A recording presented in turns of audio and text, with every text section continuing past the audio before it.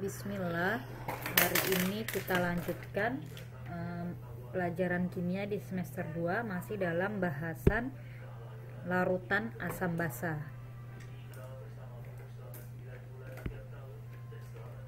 Larutan asam basa bagian ke-1.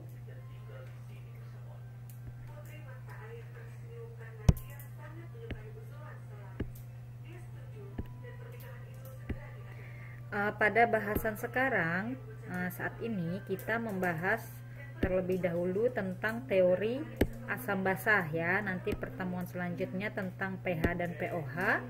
Ini pertemuan pertama, ini pertemuan kedua. Nah, nanti pertemuan ketiga perhitungan pH, pertemuan terakhir larutan asam basa tentang titrasi asam basa ya. Nanti teori asam basa yang kita bahas pada pertemuan kali ini terdiri dari yang pertama teori asam basa Arrhenius, yang kedua teori asam basa Bronsted-Lowry, yang ketiga teori asam basa Lewis ya.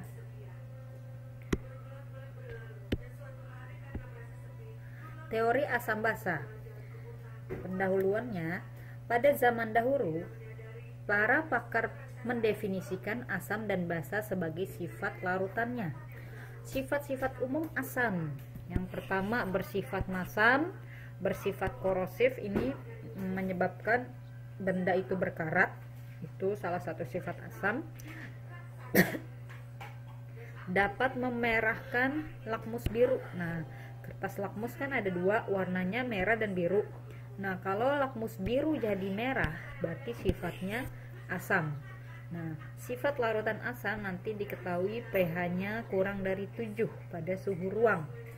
Nah, itu sifat asam. Sifat basa, berasa pahit, bersifat kaustik, seperti kayak licin-licin gitu ya. Dapat membirukan lakmus merah. Jadi lakmus merah kalau berubah jadi biru berarti sifatnya basa. Nah, nanti pada suhu ruang pH larutan basa ini lebih besar dari 7 ya. Hingga kini terdapat 3 teori asam basa yang digunakan untuk mendefinisikan sifat asam basa suatu zat. Yang pertama teori Arrhenius. Nih teori yang sederhana. Nanti ada kekurangannya diperbarui oleh teori kedua, teorinya Bronsted-Lowry. Bronsted-Lowry ada kekurangannya, nanti diperbarui oleh teori ketiga, yaitu teorinya si Lewis. Teori asam basa Arrhenius, teori yang pertama ya. Arrhenius mendefinisikan asam adalah zat yang melepaskan ion H+ jika dilarutkan dalam air. Contohnya HCl, aquos atau larutan HCl ini udah dilarutkan dalam air, terurai menjadi ion H+ dan Cl-. Adanya ion H+ dalam larutannya, berarti sifat si HCl ini bersifat asam. Nah, contoh kedua, H2SO4 dilarutkan dalam air atau aquos, terurai menjadi 2 ion H+ dan SO4 2- atau ion sulfat. Adanya ion H+, maka H2SO4 ini bersifat asam ya. Nah, basa adalah zat, nah kebalikannya, kalau basa ya adalah zat yang melepaskan ion OH- jika dilarutkan dalam air. Contoh basa, larutan NaOH, aqueous larutan, jika dilarutkan dalam air terurai menjadi ion Na+ dan OH-. Nah, OH- ini menunjukkan sifat NaOH bersifat basa karena dalam air terurai menghasilkan ion OH-. Contoh kedua, Al OH 3 kali, jika dilarutkan dalam air aqueous terurai menjadi ion Al3+ dan 3 ion OH-.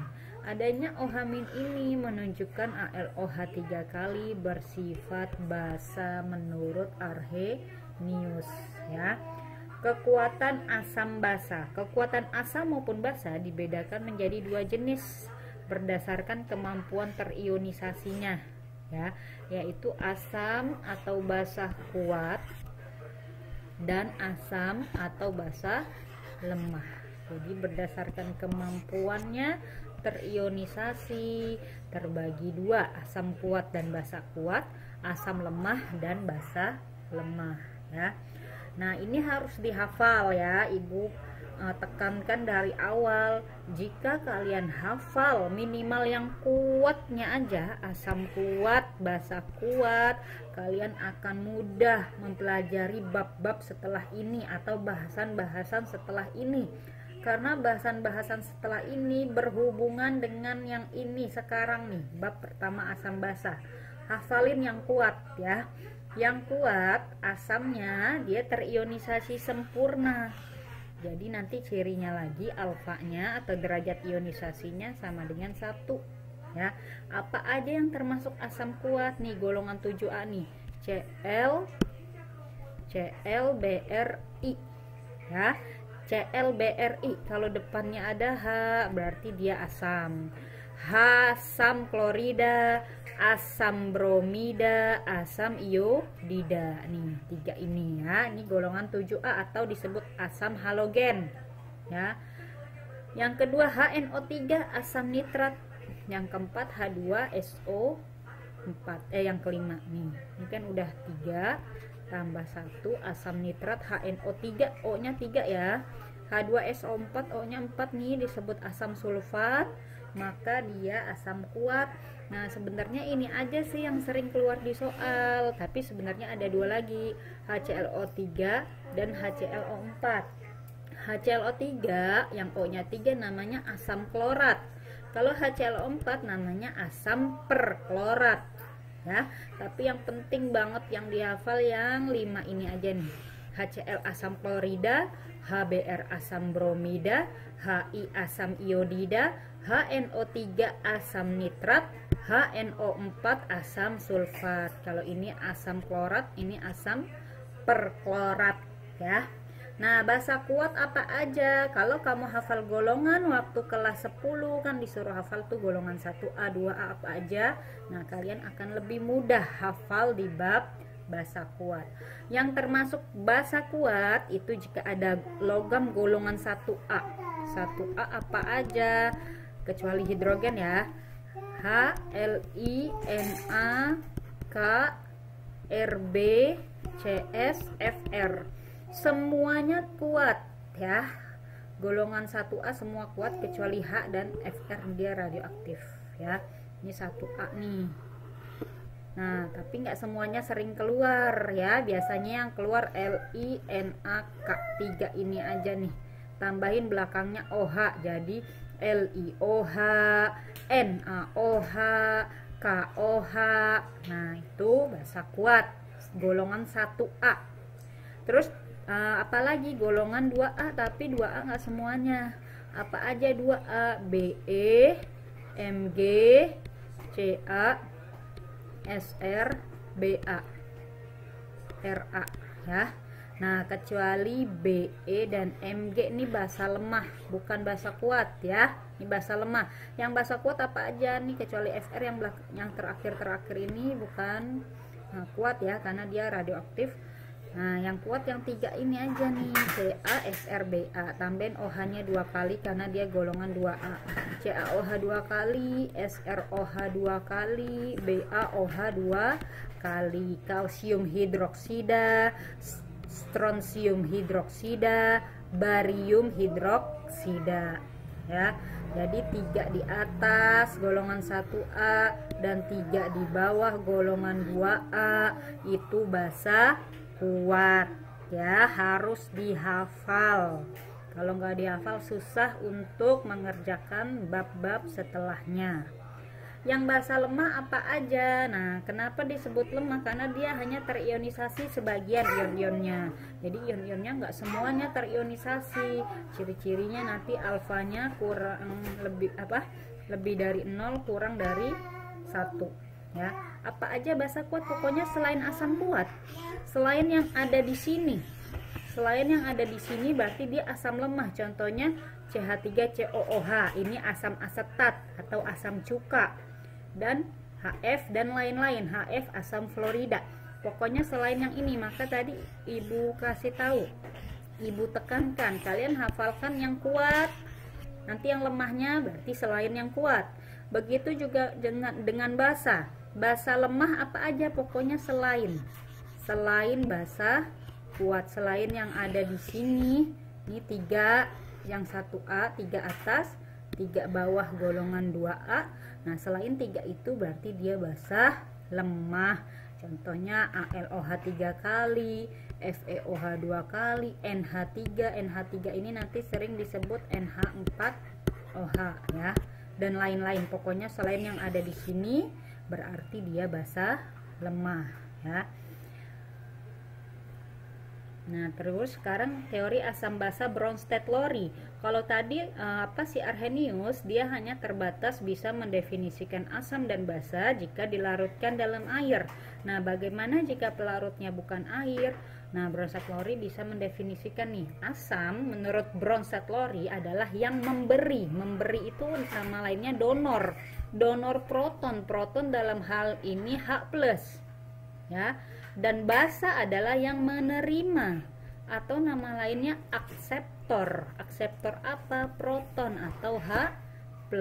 Ya, contohnya nih, HCOOH ditambah dengan HNO3. Nah, di sini nggak ada air kan ya.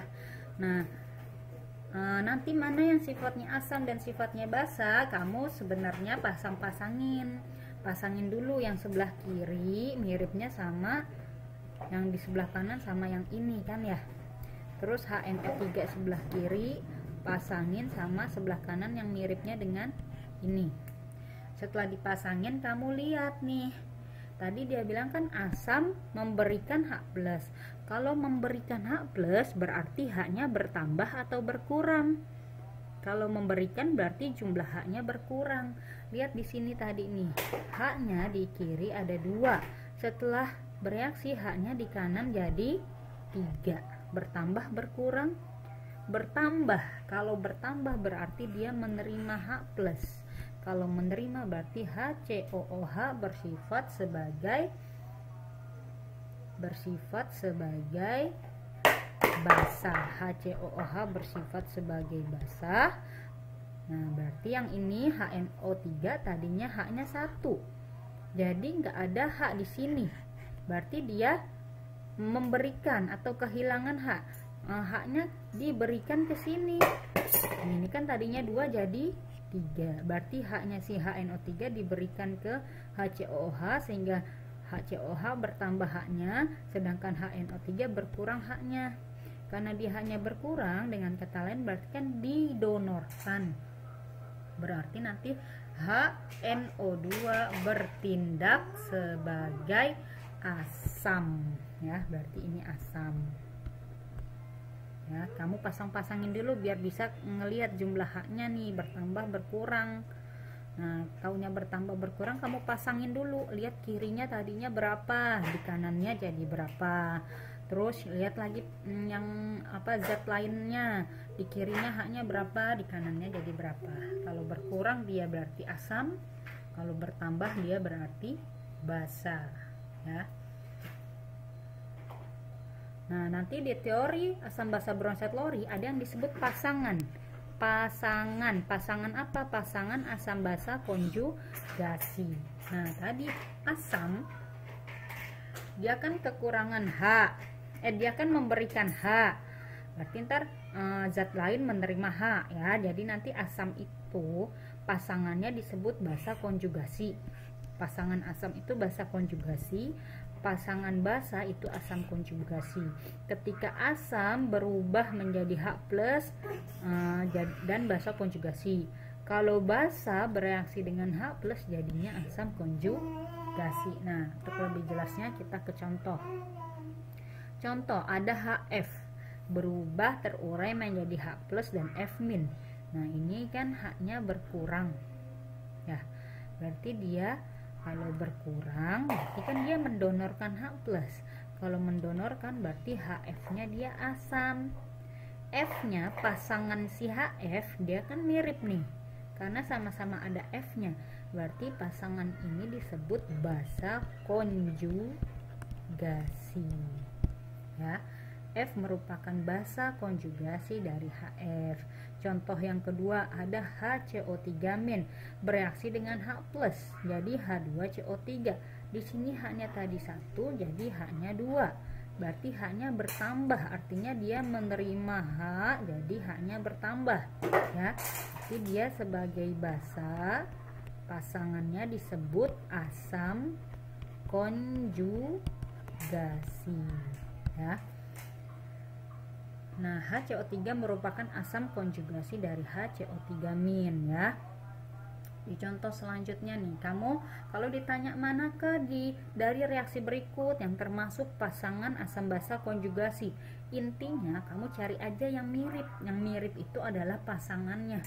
Misalnya nih di sebelah kiri HCOOH, miripnya di sebelah kanan dengan HCOOH2+. HNO2 di sebelah kiri miripnya dengan di sebelah kanan NO2-. Nah, kamu lihat haknya sekarang, tadi haknya di kiri ini 2, di kanan jadi 3, berarti bertambah. HCOOH jadi bersifat basa, sedangkan HCOOH2+ disebut asam konjugasi pasangannya. Nah, HNO2 tadi haknya 1, jadi nggak ada H di sini.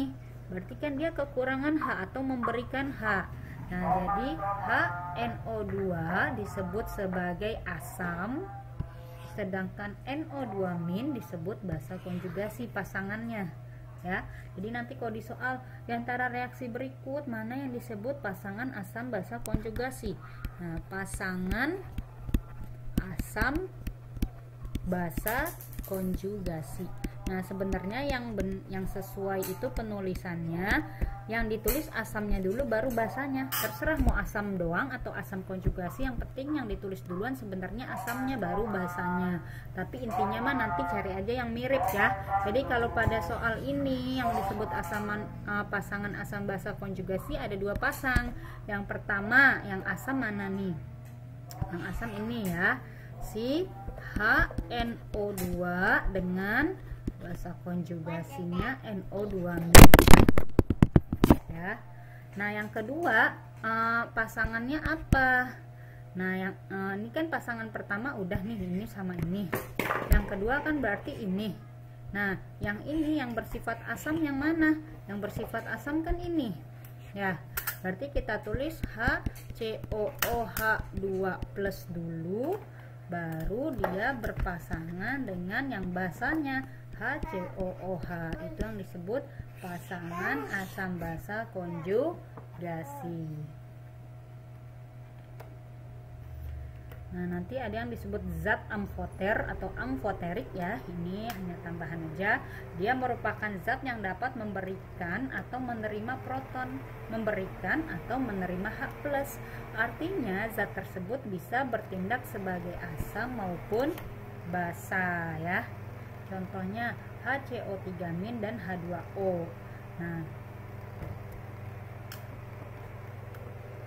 HCO3-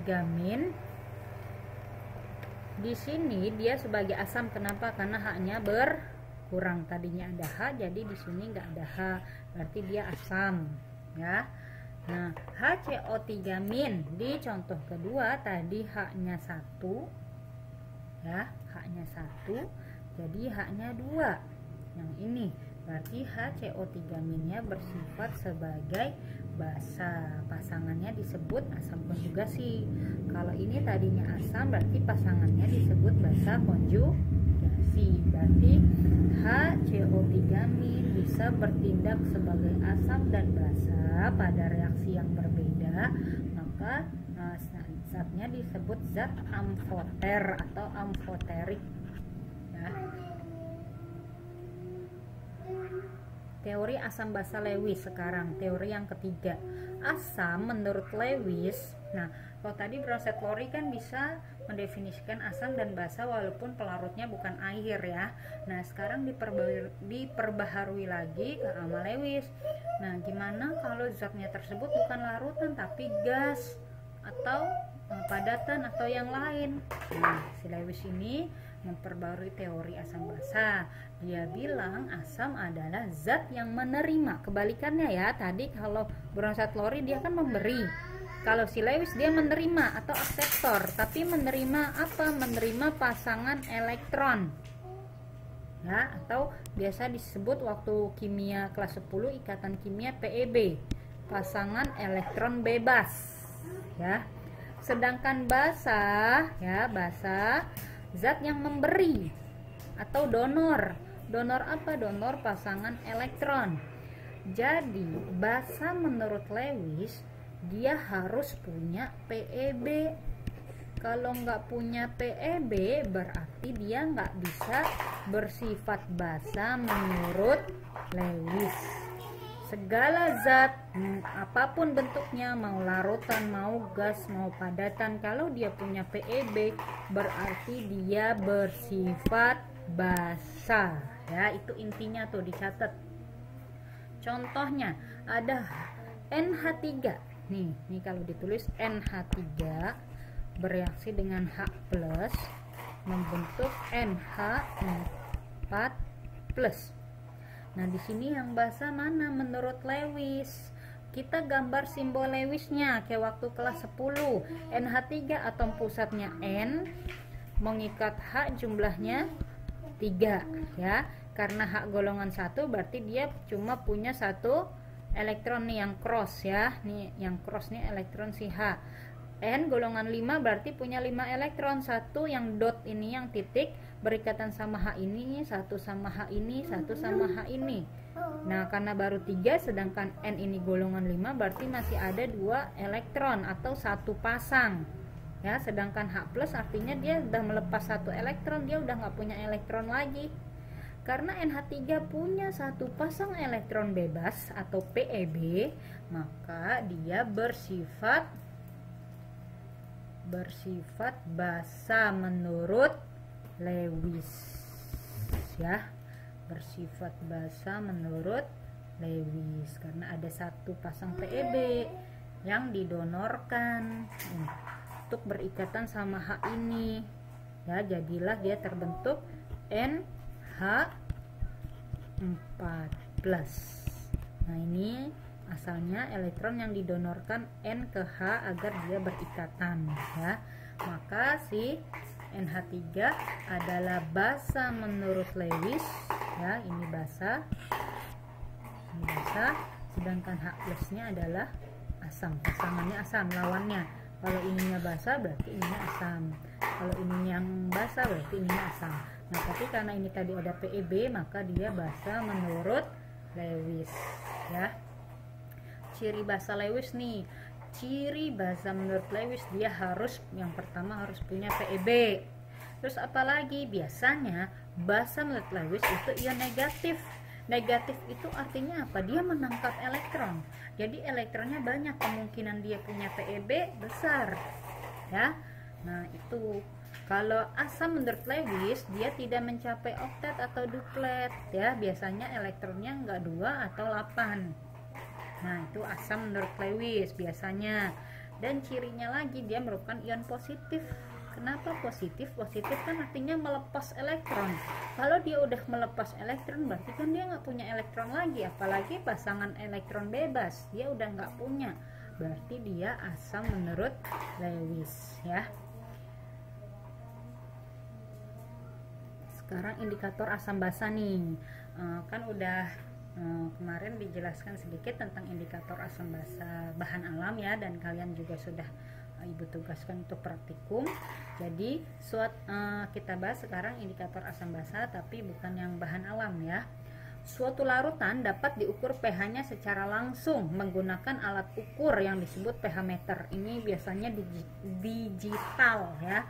Jadi kalian tinggal masukkan pH meter ke dalam larutan, nanti muncul pH-nya sekian gitu, kayak termometer aja. Kalau untuk suhu badan, suhunya sekian muncul angkanya ya.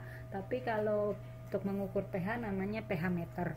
Selain menggunakan alat, pH juga dapat diperkirakan. Ini diperkirakan bukan angka pasti ya. Kalau alat tadi pH meter kan dia pasti udah berupa angka. Nah, tapi selain pH meter kita bisa memperkirakan aja rentang berapa nih kira-kira pH larutan ini dengan menggunakan beberapa jenis indikator asam basa. Indikator asam basa itu apa? Yaitu zat yang memiliki warna berbeda pada suasana asam dan suasana basa. Jika ada suatu larutan ditambahkan suatu indikator, larutan asam dia warnanya merah misalnya, larutan ditetesi ke larutan basa dia warnanya jadi kuning. Nah, punya dua warna yang berbeda pada larutan asam dan larutan basa, berarti dia bisa digunakan sebagai indikator. Kemarin indikator yang kalian praktikum kan indikator bahan alam, ya, itu dari bahan alam. Sedangkan ini indikator larutan atau indikator warna yang dibuat, yang disintetik dari bahan kimia, bukan disintetik, dibuat. Kalau bahan alam kan dari bahan alam kalian ambil ekstraknya, kalau ini dibuat ya, disintesis ya. Yang pertama ada beberapa di sini yang Ibu jelaskan. Pertama ada metil merah, trayek pH, dia bisa mengukur larutan yang rentang pH-nya 3,1 sampai 4,4. Kalau dia 3,1 warnanya merah, kalau semakin ke sana menuju 4,4 warnanya jadi kuning. Metil merah dari 4,2 sampai 6,3 dia bisa mengukur pH kisaran ini. Kalau 4,2 dia warnanya merah, semakin besar menuju 6,3 dia warnanya menjadi kuning. Ada bromtimol biru. Ya, ini dia bisa mengukur trayek pH 6,0 sampai 7,6. Kalau nanti larutannya pH-nya 6,0 warnanya kuning, makin ke atas mencapai 7,6 pH-nya jadi biru.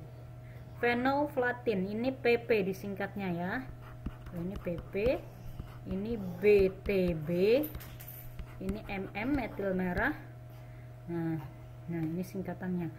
Dia bisa mengukur pH 8,3 sampai 10,0. Kalau 8,3 dia larutannya tidak berwarna.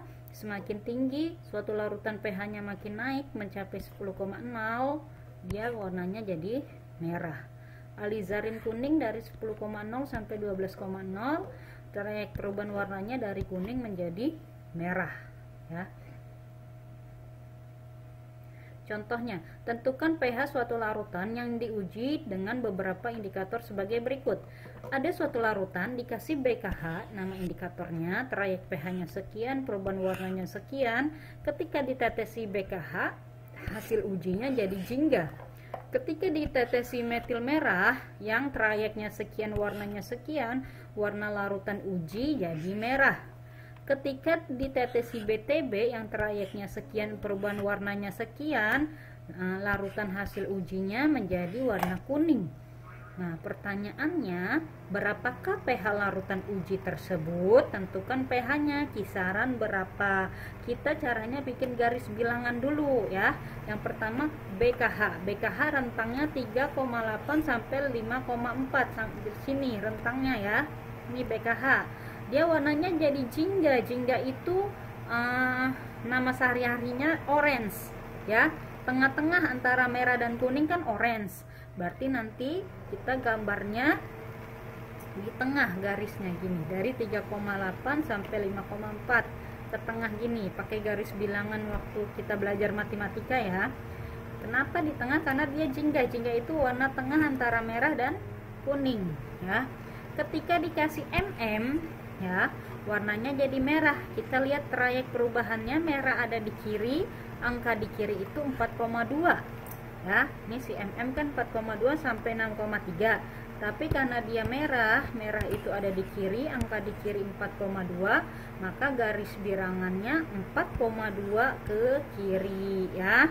Karena merah ada di kiri, angka di kiri 4,2. Nah, yang ketiga dikasih BTB. BTB warnanya jadi kuning. Kuning ada di kiri juga. Angka di kiri 6,0. Nah, berarti ketika dikasih BTB yang trayeknya 6,0 sampai 7,6, dikasih kuning-kuning di kiri, angka di kiri 6,0, berarti 6,0 ke kiri ya. Kalau nanti dia jadi warnanya biru, berarti ntar garisnya arahnya ke kanan, karena biru di kanan ya. Karena ini kuning di kiri, maka nanti garisnya ke kiri arahnya ya. Nah, pH si larutan uji ini berapa kisarannya? Berarti karena kita pakai 3 larutan uji, kita cari daerah yang memuat 3 garis nih. 3 garis ini, nah ini ya. Berarti 3 garisnya pH-nya yang ini. Yang memuat 3 garis. Ini. ya. Berarti pH-nya rentangnya lebih besar dari 3,8, lebih kecil dari 4,2 ya. Tuh. Nah, bisa juga ditulis, bisa juga karena rentang boleh juga aja ditulis misal pH-nya 4,0. Betul juga karena kan dalam rentang ini ya. Seperti itu. Sekarang latihan soal. Soal yang pertama. Dari suatu percobaan diperoleh data sebagai berikut.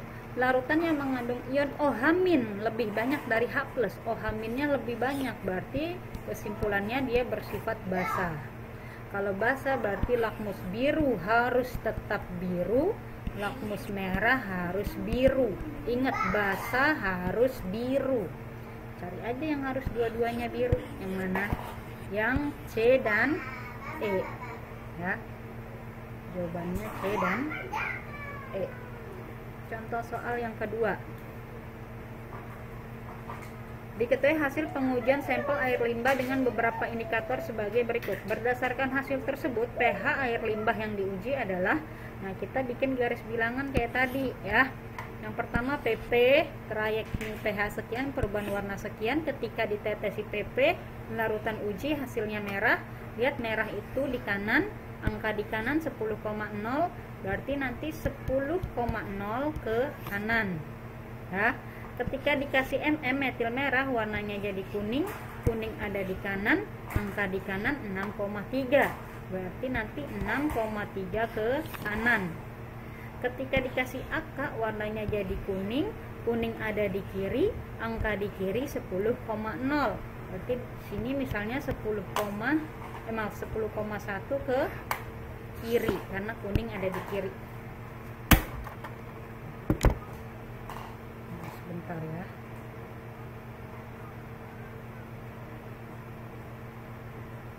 Ya, berarti nanti pH larutan warnanya yang memuat 3 garis karena punya 3 indikator. Karena pakai 3 indikator. Nah, garis ini daerahnya ya. Berarti pH-nya yang lebih dari 10,0 kurang dari 10,1. Itu pH larutannya ya. Berarti jawabannya yang C. Soal nomor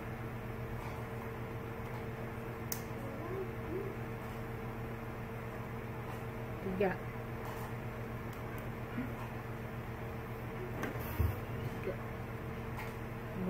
Nah, soal nomor 4 dulu ya. Diketahui reaksi sebagai berikut. H3PO4 ditambah H2O menjadi H2PO4- plus H3O+. Spesies yang bersifat asam pada reaksi tersebut adalah yang bersifat asam. Kita lihat dulu di sini, kita pasangin dulu yang pertama ya. H3PO4 miripnya di sebelah kanan sama yang ini. Ya.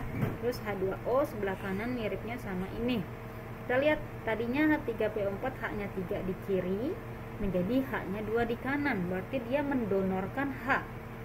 Nah, ini teorinya Bronsted-Lowry, mendonorkan H, taunya dari mana H-nya berkurang. Berarti ini sebagai asam pasangannya disebut BK, basa konjugasi ya. Nah, H2O tadi H-nya 2 jadi 3. Berarti dia menerima 1 H. Kenapa? Karena H-nya bertambah dari 2 jadi 3.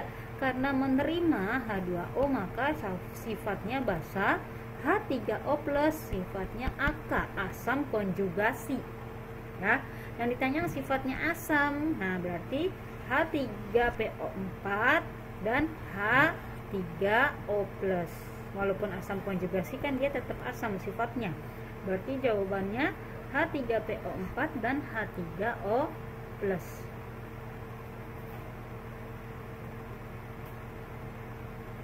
Soal nomor 5, di antara spesies berikut ini yang bisa bertindak sebagai asam dan basa menurut Bronsted-Lowry yang mana? Syarat asam dan basa. Asam itu kan dia bilang donor. Donor apa? Donor H+, memberikan H+. Sedangkan basa menurut Bronsted-Lowry akseptor atau menerima H+. Kalau menerima berarti nggak ada syaratnya. Punya H ataupun nggak punya H nggak masalah karena tugasnya cuma nerima. Sedangkan asam ada syaratnya, dia mau donor H+, mau memberikan H+. Berarti syarat asam menurut Bronsted Lowry harus punya H. Kalau nggak punya H, gimana dia mau donor? Ya, berarti yang ditanya yang bisa asam dan basa, berarti intinya harus punya H. Kalau basa kan terserah mau punya mau enggak, dia bisa jadi basa. Tapi kalau asam harus punya H. Yang punya H di sini ini ada H, ini ada H, yang enggak ada ini. Berarti yang bisa asam dan basa menurut Bronsted Lowry 1, 2, dan 3.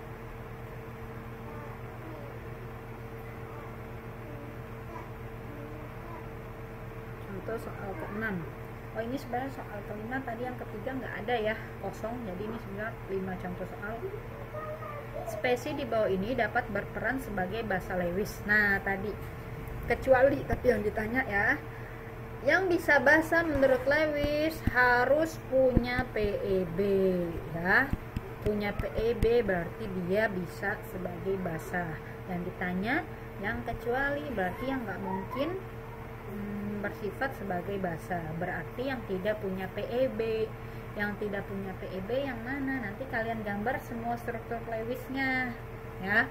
Kalau hafal golongan lebih cepat gambarnya. Tapi ini ibu bahas yang langsung isinya aja ya. Isinya itu PCl5. Kenapa kita gambar Lewisnya? PCl5 atom pusat tuh yang jumlahnya 1, si P atom pusat, mengikat Cl jumlahnya 5. Kita tulis si Cl ada 5 ini ya. Nah, P golongan 5. Golongan 5 berarti punya 5 elektron valensi. Kita gambar elektronnya dengan simbol dot atau cross kayak waktu kelas 10 di bab ikatan kimia ya. Misalnya elektron si P ibu gambarkan cross. Nah, 1 mau berikatan sama Cl yang ini, 1 sama Cl yang ini, 1 sama Cl yang ini, 1 sama Cl yang ini, 1 lagi sama Cl yang ini. Udah pas nih 5 elektron si P. Sekarang si Cl golongan 7, berarti punya 7 elektron valensi ya. 1 berikat Cl yang ini ya. 1 elektronnya berikat sama P, sisanya lagi 6. Kan dia punya 7 ya. Cl yang ini juga 1 berikatan sama P, sisanya lagi 7. Sisanya lagi 6. Berarti jumlahnya 7 kan. 1 berikatan sama P yang ini, sisanya lagi 7. 1 berikatan sama P, sisanya 6 bukan 7 ya. Jumlahnya totalnya 7, 1 berikatan sama P berarti sisanya 6 ya. Kita lihat nih si Cl ini udah oktet. Oktet itu 8 elektron, Cl ini oktet, Cl ini oktet, Cl ini oktet, Cl ini oktet ya. P-nya lihat atom P setelah berikatan elektronnya ada 10 ya. Semuanya terpakai untuk berikatan. Sekarang si P sebagai atom pusat masih punya nggak pasangan elektron bebas yang tidak digunakan untuk berikatan? Sudah nggak ada. Berarti dia tidak punya PEB. Tidak punya PEB berarti dia adalah bersifat asam menurut Lewis. Kenapa? Karena kalau basa harus punya PEB. Paham ya? Jadi kalian gambar semua ini A, C, D, E, ini semuanya ada PEB-nya. Cukup sekian penjelasan Ibu, semoga dapat dipahami. Ibu tutup dengan doa. Ibu tutup dengan alhamdulillah. Assalamualaikum warahmatullahi wabarakatuh.